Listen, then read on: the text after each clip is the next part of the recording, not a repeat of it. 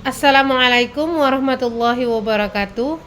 Selamat pagi, perkenalkan saya Novita Sari, NIM 87758575, UPBJJ Jambi, Fakultas Keguruan dan Ilmu Kependidikan, Program Studi Pendidikan Guru Sekolah Dasar.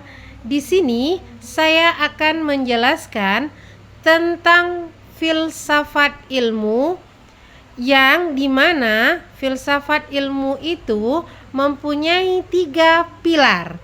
Di antaranya ada ontologi, ada epistemologi, dan aksiologi.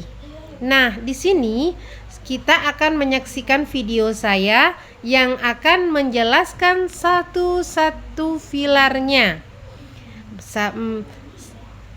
Selamat menyaksikan. Di sini saya akan menjelaskan tentang filsafat ilmu, fondasi di mana fondasi filsafat ilmu itu terbagi 3. Ada ontologi, ada epistemologi, dan juga aksiologi. Sebelum kita menjelaskan yang lain, di sini saya akan menjelaskan tentang ontologi. Ilmu apa?